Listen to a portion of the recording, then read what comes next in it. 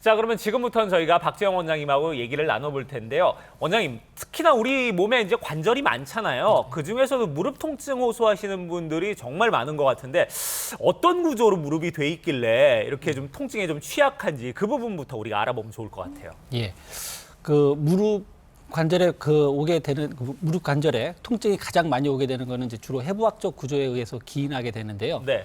그 체중을 받는 그 하지의 3대 관절, 그러니까 고관절, 무릎 관절, 발목 관절 이 3대 관절 중에서 고관절이나 발목 관절은 위에 뼈가 아래 뼈를 이렇게 포근히 싸고 있는 그런 형태입니다. 그러니까 네. 안정적인 관절의 형태이죠. 근데 무릎 관절은 이 모형에서 보시는 바와 같이 위에 뼈는 둥그런 데 반해서 아래 뼈는 평평한 구조라서 상당히 미끄러져 나가기 쉬운 그런 불안정한 구조를 갖고 있습니다. 이러한 불안정한 구조를 보완하기 위해서 주위에 근육과 인대도 힘줄도 있지만 안쪽과 바깥쪽에 네. 각각의 인대가 있고요. 측부 인대가 있고 무릎 속안에 전후로 밀려나가는 막기 위한 십자 인대가 있고 또 위에 뼈의 둥근 상태를 홈을 만들어주기 위해서 안쪽과 바깥쪽에 반달 연골, 반활성 연골이라고 하는 구조물이 안쪽에 하나, 바깥쪽에 하나가 있게 됩니다. 그리고 그 실제는 하얀색을 보이지만 이 모형에서는 파란색으로 보이는데요. 이러한 연골도 한 5에서 6mm 정도의 두께를 갖고 있는 관절 연골 이렇게 구조를 갖고 있는데 이 복잡한 구조 중에서 어느 하나라도 이상이 생기게 되면 그 균형이 깨지게 돼서 네. 아주 쉽게 관절염이 오게 되고 그로 인한 통증을 유발하게 되겠습니다. 네. 원래 불안정한 구조인데다가 네. 근육의 인대, 연골까지 복잡하게 돼 있어서 문제가 생기기 쉬울 것 같은데 무릎 관절염 같은 경우는 어떤 증상들로 나타날까요? 네. 대부분 초기 때는 그 무릎 연골 손상 먼저 이제 진행이 되게 됩니다. 안에 뭐 여러 가지 구조물들에 의해서 손상이 오게 되면 연골이 떨어져 나오게 되겠죠. 그러면 그 뭐 다 떨어져 나오지 않고 조금씩 떨어져 나올 때는 무릎에 연골 부유물들이 생기게 되고 이를 소화하기 위해서 무릎에 물이 차게 되고 그러한 염증 과정이 일어나기 때문에 무릎이 붓거나 열이 나거나 아니면 시큰거리거나 이러한 증상들이 나고요. 그 연골이 떨어져 나간 부분이 딱 닿을 때 그때 주로 시큰거리게 됩니다. 근데 이러한 증상들이 한참 진행돼서 퇴행성 관절염으로 완전히 진행하게 되면 관절 간격이 협소가 되고 그 연골이 다 닳아서 없어지면서 네. 뼈와 뼈가 맞닿게 되면서 뼈와 뼈가 긁히는 듯한 그 소리와 함께 아주 네. 극심한 통증을 오게 되죠. 뭐 계단을 다니거나 아니면 앉았다 일어날 때 이럴 때 아주 극심한 통증을 호소하게 되는 퇴행성 관절염 이렇게 두 가지가 있겠습니다. 예. 뭐 다른 관절이나 인대 같은 경우는 조금 뭐 쉬면은 좋아져요 이런 얘기를 좀 많이 듣는 것 같은데 반대로 이제 무릎 같은 경우는 방치하면은 더 악화된다는 얘기를 좀 많이 들은 것 같거든요. 방치하면 좀 어떤 문제점들이 초래하게 되나요? 예. 자료 화면에서 보시는 것처럼 네. 그 무릎 관절염의 초기 때는 예, 예. 그 대부분 연골이 다 덮여 있는 상태죠. 예, 예, 예. 그런데 1단계, 2단계 이렇게 점차로 진행이 되시면서 환자분들의 연골이 톱니바퀴 빠지듯이 빠지게 돼요. 그러면서 점점 이제 염증이 일어나면 그 염증 인자들에 의해서 관절 안에 연골이 더 퇴행 변화가 오게 되고 연골 손상이 더 쉽게 오게 되는 그런 그 염증 반응이 진행하게 됩니다. 그러다 보면 점점 연골 손상의 면적이 넓어져서 뼈와 뼈가 맞닿게 되고 그와 함께 뼈가 자라나서 뼈에 변형도 오게 되고 관절을 완전히 펴거나 구부리지 못하게 되는 맨 마지막 단계의 그 관절염까지 진행하게 됩니다. 그럼 맨 마지막 단계까지 진행되게 되면 부득이하게 수술까지 이루게 되겠죠. 네. 이렇게 관절염 진행 단계도 1에서 4단계까지 다양하게 있는데 치료법도 그 단계마다 다를 것 같아요.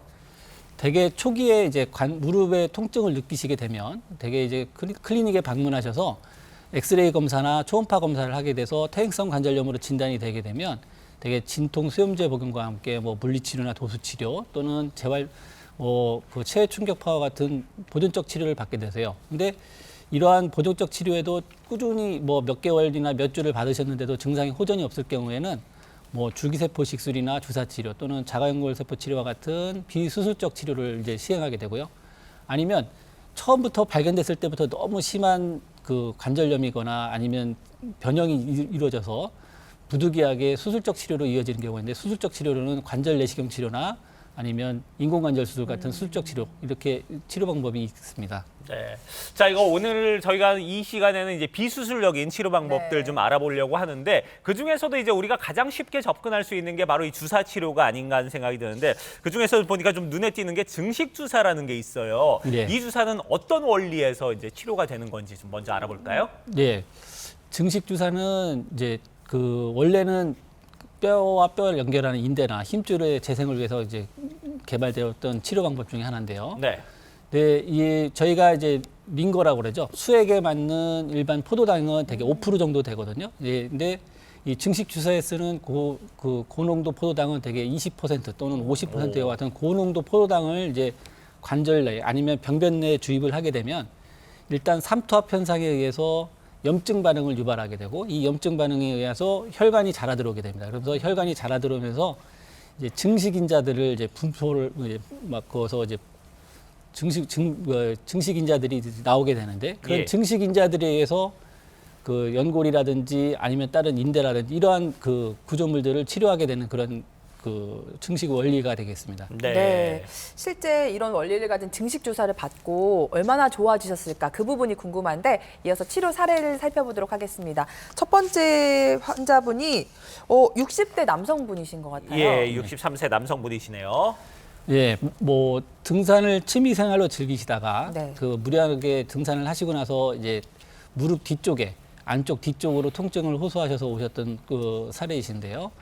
자료 화면의 왼쪽에 시술 전에 보시면 왼쪽 뒤쪽에 바늘상 연골판이라고 하는 구조물에 그 빨갛게 표시된 부분에 하얗게 물이 스며 들어가는 거를 볼 수가 있어요. 이거는 연골판의 퇴행성 파열이십니다. 그래서 네. 횡형 파열이신데 이런 경우는 아까 보셨던 뭐 관절경 수술이나 이런 그런 거보다는 되게 이제 그 퇴행성 파열인 경우에는 수술 치료보다는 이제 되게 보존적 치료 아니면 주사 치료를 권유하게 되는데 이 환자분과 같이 증식 치료를 통해서 뭐 한 3, 4회 정도 증식 치료를 한 다음에 시술 후에 화면에서 보시면 그 아까 보셨던 그 왼쪽에 보이는 것처럼 하얀 줄이 없어지고 네.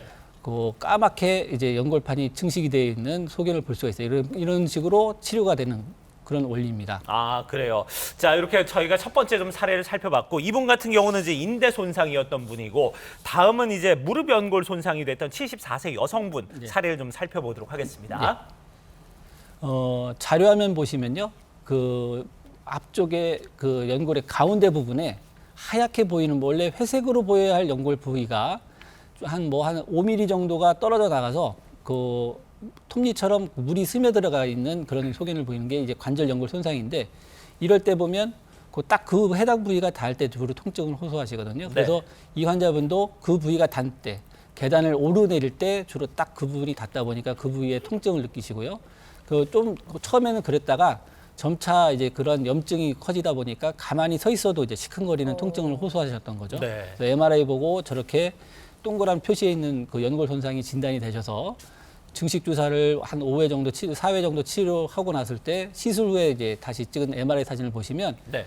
그 하얗게 비어 있던 연골 결손 부위가 다시 회색으로 재생이 돼서 치유된 그 소견을 보입니다. 그래서 그렇게 원인을 딱 치료를 하시고 나면 증상도 많이 좋아지셔서 뭐 계단을 다니거나 아니면 앉아 때려놨다 할 때도 통증은 별로 호소하지 않게 됩니다.